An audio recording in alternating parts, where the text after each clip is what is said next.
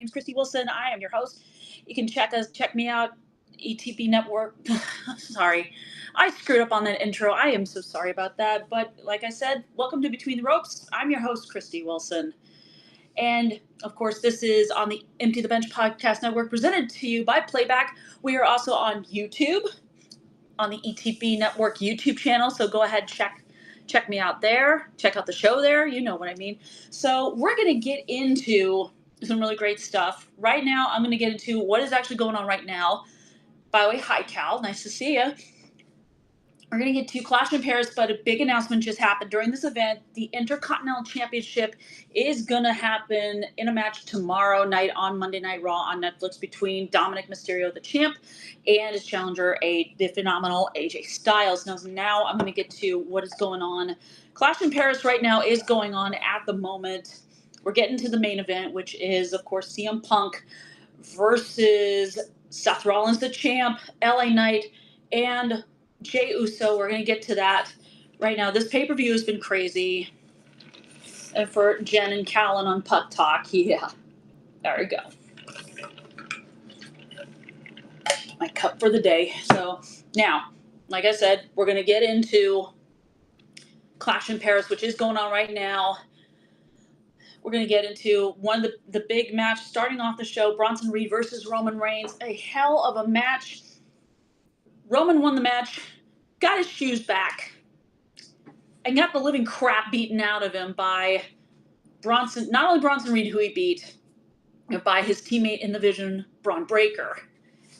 That kind of took up a lot of time, but here's the reason why Roman got his ass handed to him, I guess, after he won. Basically, he's being written off TV because he has to go on location to start work on the live-action Street Fighter movie. That's the film Cody Rhodes is currently working on right now, so he's currently on location for that. And speaking of Cody Rhodes, congratulations to him, his wife Brandy, on the birth of their baby girl, Leilani Ella Runnels. So seems like a real cutie. Congrats to them and to their daughter, Liberty. There we go. So big congrats to them. Back to Clash in Paris. This, I'm not quite so sure. I thought it was going to be a 5-match pay-per-view. It turned into a 6 because I didn't know the tag team titles were on the line. But shout out to the Street Profits for coming out in the Borderlands gear. I wasn't 100% sure what they were dressed up as until I saw the name of the video game. So there you go. They're promoting that. Montez Ford and Angelo Dawkins sadly lost. Joe Gacy and Dexter Lumis of the Wyatt Six retained their titles. Thanks to a little help from Uncle Howdy and Nikki Cross, or I guess we could call her Sister Abigail. I don't know what to call her. All I know is she looks crazy and she scares the crap out of me. Another match, and we're coming up on Seth Rollins all decked out in blue. I will talk about him later on in the show because big news concerning him away from the wrestling ring came up, but that's later. That is definitely later. Whew.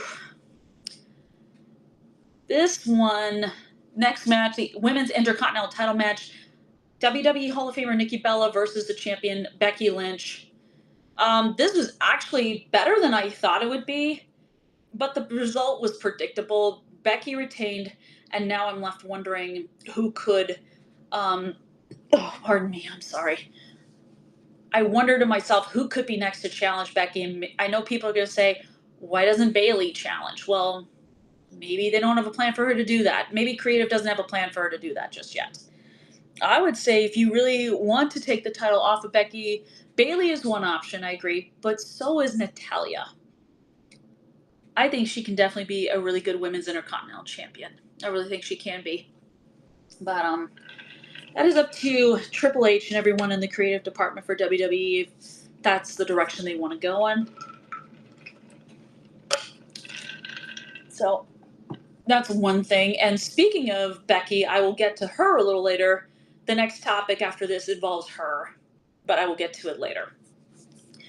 Other match, of course, was Sheamus versus Rusev in an old Donnybrook match. Sorry for the attempt at an Irish accent there.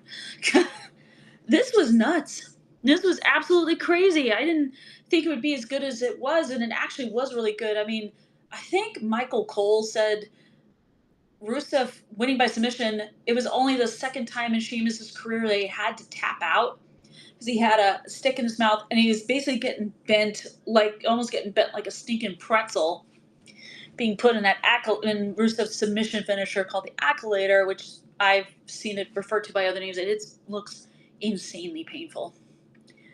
I don't know. I do not know how someone can survive that. I don't think they can. But, oh Lord. That's going to be crazy. I don't know if this feud's going to be over between these two. Maybe it will be. I'm not 100% sure, but we'll see what happens. And then the match that finished up before I came in here. John Cena versus Logan Paul. This definitely was one of the matches of the night. The Donnybrook match between Sheamus and Rusev. Definitely one of two matches I feel were matches of the night for this event. The other, Logan Paul versus John Cena. And, you know, I think Logan Paul gave incredible effort, even though I will say this, pardon my language, Logan Paul, he ain't shit.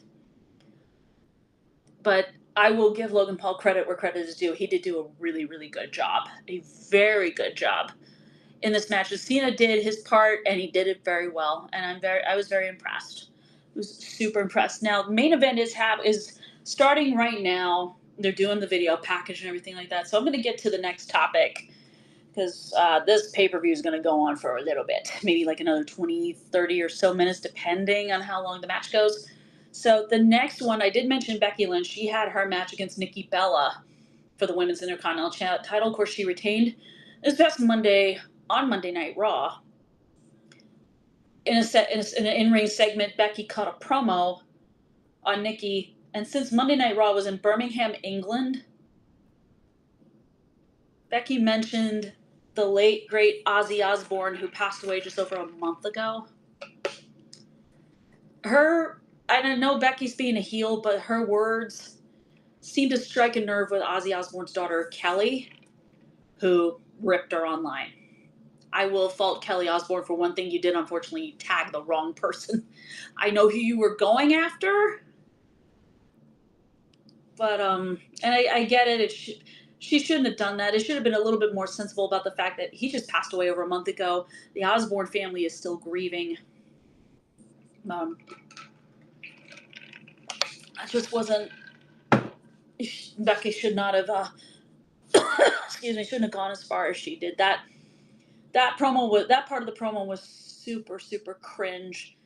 I personally didn't like it myself, and I watched it. I'm like, really? Why would you go there? Why in God's name would you go there? That's wrong.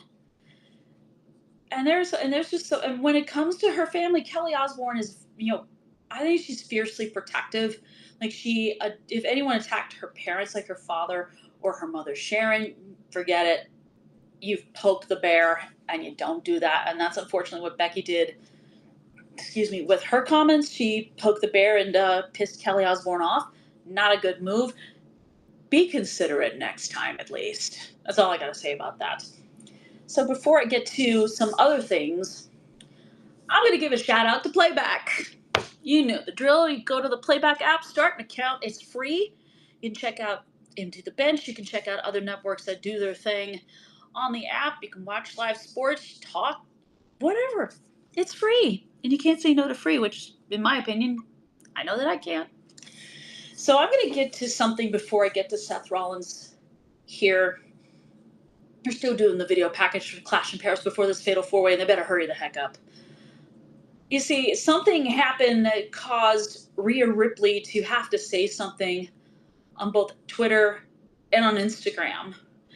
She was heading into the arena. Or no, she was actually heading into her car. She got bum rushed by a whole crap load of fans. And she felt she needed to say something about it. I'm all about, meeting these wrestlers and when you get pictures and autographs, I get that, but there's just certain boundaries you don't cross with these people.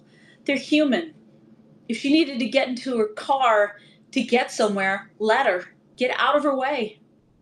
This is the same with every wrestler out there. I mean, even this has happened with AEW as well. Some wrestlers have had just crazy people just crossing lines and all that. I get it. Everyone say, oh, they knew what they signed up for. They knew they were going to be famous. You know what? They're human beings. They deserve to have boundaries set. They have to set boundaries, because there's just a lot of crazed wackos out there who I don't know why feel entitled to go up to a wrestler while they're minding their own business, whether they're waiting for their flight at the airport or they're waiting in line at a Starbucks to get, or wherever it was, Starbucks, Dunkin' Donuts, Wawa, to get coffee or whatever. Leave them alone. Because you don't know what kind of mood they're in, and maybe they might not be in the mood for a picture or signing an autograph. I mean, does this happen to Asuka in the airport?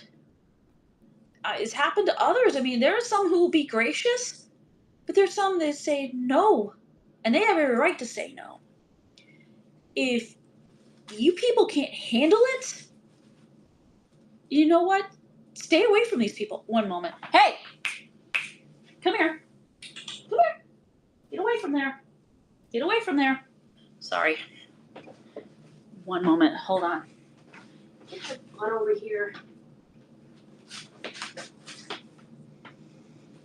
I said there will be a cat. This isn't who I have in the picture on the show's Instagram page, but yeah, this is one. She's digging around when she shouldn't be digging around. Sorry about that. All right, you, Misha, get going, okay? Go on. Go on. Go on. Sorry about that, folks. But, update on the match. Yeah, they're beginning the intro. This is really getting long. Jeez, WWE, just get a little quicker. I'm only going to fault you for that. But here we go. The other big news that's come out is Seth Rollins has a new TV gig. Nice little side gig, if you want to call it that. He's joining Good Morning Football on the NFL Network as an analyst. He did, I think, 1 week, and it sounds like NFL Network loved him and loved working with them, that they decided to offer him a gig for this upcoming NFL season. And you know what? I can't wait to tune into Good Morning Football and listening to what he has to say. Because, as a Bears fan, he's very smart. I mean, I feel bad for the team he roots for, because they haven't been doing good in a long time. Hopefully they're better. But I think he's very smart, very insightful. And this may be this is a really cool thing for him to do. I know Callum McClurg and Nick Morgeson are going to touch on this topic a lot more on Press Row. Check that out. But I think it's super cool for him to do this. It's amazing. I think it's awesome to do this sort of thing. Whether you're doing like the sports analysis, or if you're like Cody Rhodes and Roman Reigns on location doing films, you got it. I think it's pretty awesome, if I'm being honest. I do think it's really, really cool. Other things going on in the world of wrestling. There's a lot more going on. Definitely a lot more going on. But a lot of stuff. Let's see what else. But yeah, this was they just put out the video of Roman Reigns getting wheeled out. I feel honestly bad for him, because did he deserve to get his butt kicked after he autographed the stolen shoes and thrown him out in the crowd? No, he didn't. One moment, hold on. Come on. Go on. Sorry. Cats. What can you do? What can you honestly do? Ooh, boy. But definitely, it's nuts. So they're getting all the intros out of the way. We get Jey Uso. We have LA Knight. I think Punk's next to come in. And then, of course, Seth Rollins, if you got to check out his gear, he's all in blue. Oh, man. And there's some talk going on that maybe his faction division is going to get another member. I wouldn't. Me personally, no. I don't think that faction needs any more members. But, just when people like me say that, new members end up showing up when you least expect it. Like, look at AEW's Forbidden Door. Don Callis family faction has seen a lot of fans like me don't care for, end up getting a new member in former TNT champion Wardlow. Not necessary as far as I'm concerned. Definitely not necessary. But this was one of those things. Definitely wasn't expecting it. Here's the other. Considering going back to the whole Cena situation, I mean, we got a few more days left.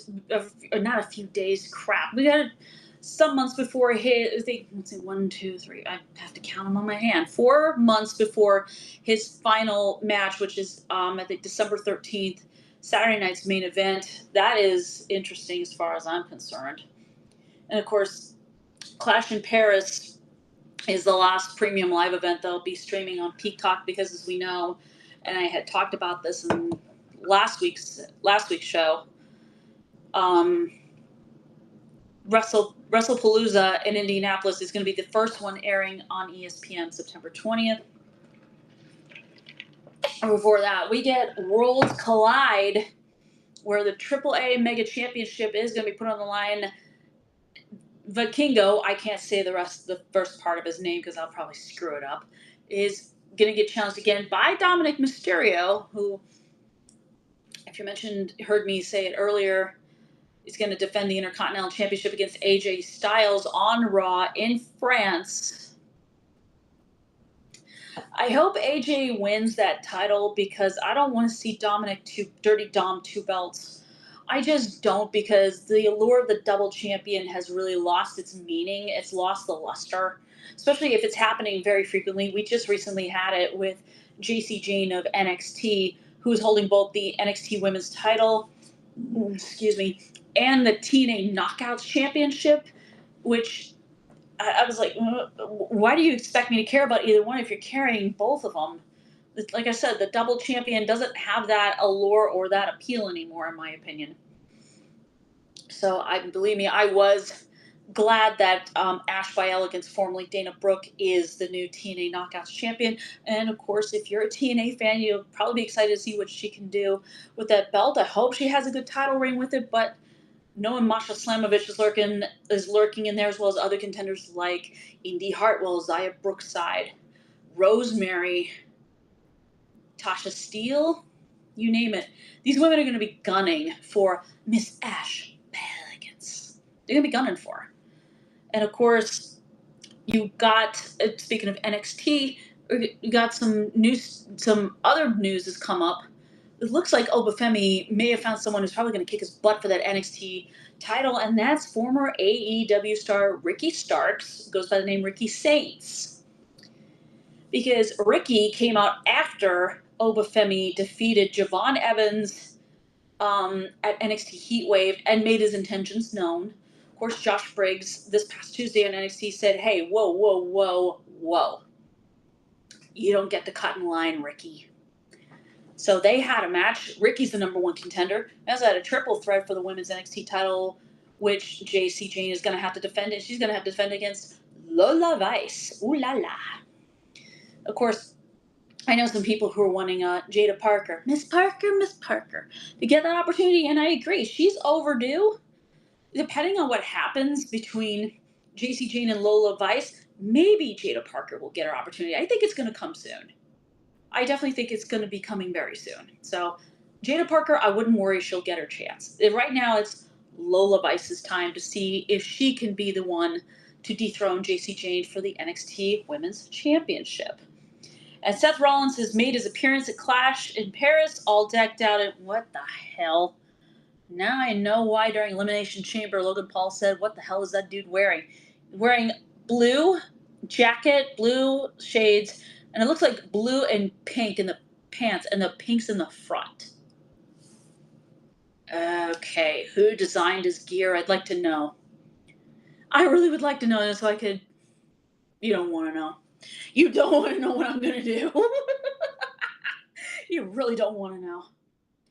I mean, the costume department at WWE, what is Rollins telling you to do with his gear? Here, do this, do that, put that in there, put this in there. Holy crap. And then back to the whole Cena thing. This question got raised on Twitter, and I checked it out, which is if John Cena gets inducted into next year's WWE Hall of Fame, who do you think should be the one to induct him? Now, that's a really, really great question, by the way. Really great question. Oh, man. He's had so many rivalries over the years. I know CM Punk, who's in the Fatal 4-Way right now, is one of them. He's had rivalries with John Cena, with I almost said his name twice. Holy crap, Seth Rollins. That's another one. There's a lot. Maybe if I had to pick, I'd probably go Kurt Angle. Is you got to think about it. Cena came out to responded to Kurt Angle's open challenge, and we all know the legendary moment where Kurt Angle asked a question, and John Cena responded with ruthless aggression. That moment is just embedded in everyone's memory. If you are a wrestling fan and you remember that moment, that was the beginning of everything for Cena. And of course, he had to grow, he had to evolve, and he became what we've known him to be for a very, very long time. He's all about hustle, loyalty, and respect. Yeah, his heel turn this year, I was not impressed by it. I wasn't. No, I wasn't. But at least he turned face again before SummerSlam, and yeah, Cody Rhodes has the title. But you know what? I think like I said, I think Kurt Angle should be the one to induct John Cena into the Hall of Fame if given the chance. And I think he should. I really think he should. Another big thing. Who is the face of TNT? This AEW tweet says it's Kyle Fletcher. Okay. Why? Because he holds a TNT belt? Why? I don't get it. I get Fletcher is talented. I get that, he has so much potential. He's young. He's definitely got star potential, but I'm hating the fact he's in the Don Callis family. I feel like Don Callis is holding him back. I hate it. It sucks. I think he's better off on his own or reuniting with Mark Davis to reform Aussie Open. That is if he wants to, because he's definitely proven himself as a singles competitor. Enough of that. What wrestler am I going to roast? Who am I going to bitch about this week? Now, I bitched about Bronson Reed last week I could bitch about him again. He hit Roman Reigns with some tsunamis. But I'm thinking, I mentioned this woman last week, so I'm going to roast her. Mercedes Moné. I have 10 belts from different promotions. I don't defend them. I basically bury everyone that I go up against. I swear to God, I respect you greatly as a pro wrestler, as a sports entertainer. I get it. You get to play, a really great character in The Mandalorian and Costco Reeves, which, that's cool. Don't get me wrong. But the fact that you, lady, have 9 belts, including the TBS Championship and the belt for winning the Owen Hart Cup tournament, I don't know. You're driving me nuts. You're driving probably me and everyone to the point where like this. That's us pretty much when you come out with all the belts and you do your little dance and you're saying say hello to your CEO. Now believe me, I love the fact you kind of changed up your character and you're getting to do what you want to do in AEW, and I give Tony Khan so much credit for that. But this is insanity as far as I'm concerned. I mean, my God, you're eyeing Athena's Ring of Honor Women's World title. Is that the next one you're going to be going after? I don't think so.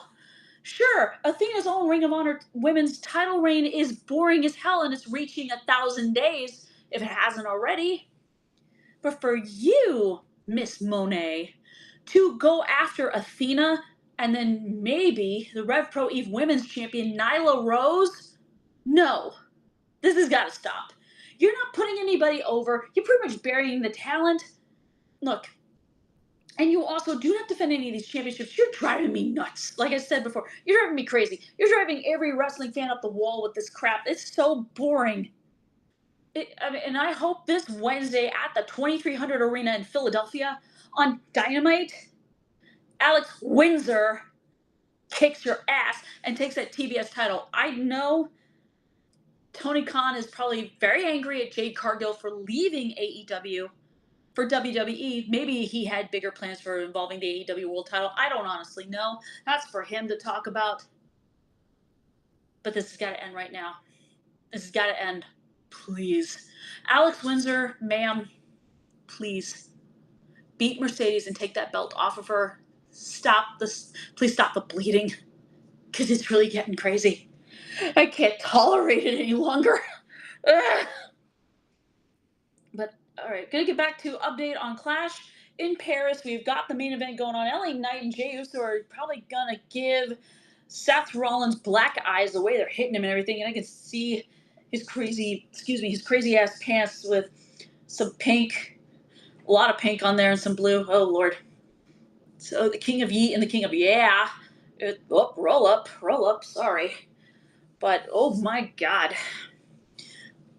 There is so much that's going to be going on. Like I said, AEW is doing their thing at the 2300 Arena in Philly. That is the arena of the ECW arena. If you are an Extreme Championship Wrestling fanatic from like way back when, I didn't know much about it, but I'm learning more and more every time. One of the greatest ECW wrestlers of all time is going to be inducted in that arena's Hall of Fame, and that is the Human Suplex Machine, Taz. I'm so happy for him. He wrestled for ECW, wrestled for different promotions, and then due to injuries, he made the decision to get out of wrestling, go into wrestling commentary, and he's actually really, really good. I didn't know a lot of his work beforehand with WWE and TNA, but AEW, I have really liked him. He's great on the mic. I mean, when he started Team Taz during the pandemic, I think it was during the pandemic. Yeah, it was during the pandemic. He cut promos. So good. So good. And I feel like it's an honor he deserves. To see the locker room come out wearing orange Taz shirts, including Taz's own son Hook, who is a rising star in the pro wrestling business himself. Come out to those shirts, and seeing the look on Taz's face, he was emotional. I was so happy for him, because this was huge. This was huge for him to be honored like this, which is wonderful. And I'm sure the man I said is reminding me of the Penguin. Paul Heyman probably called him and said, hey, congratulations. Because, you know what? If it weren't for guys like Paul Heyman, Taz, the Great Sabu, Raven, Shane Douglas, where would ECW be?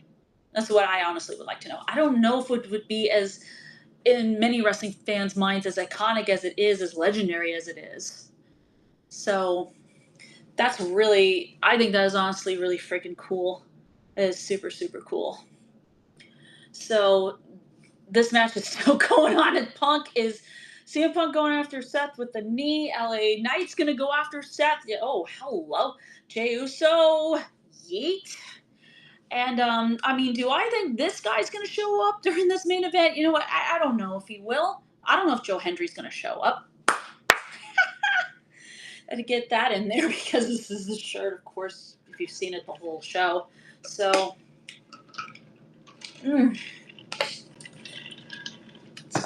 this is just, Clash in Paris it's been crazy, and it's actually, I would grade it, it's been really, really good so far. I did say last week, I think Seth Rollins is going to retain his WWE World Heavyweight title. If any of these other three guys win, it will definitely be definitely one of the upsets of the year. There have been others this year, but this would definitely take the cake as far as I'm concerned. Well, kind of take the cake, if you know what I mean. So, as those three guys get a table ready and Jey Uso kicks Punk.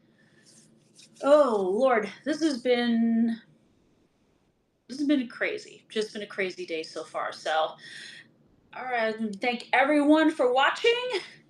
And I hope everyone had fun watching. I know I rambled on pretty long, and I apologize, but there's so much that I wanted to get out and so much that I wanted to say. So I will see you folks next week with a new episode of Between the Ropes here on the Empty the Bench Podcast Network, presented by Playback. I hope all of you have a great day, and see you soon. Bye.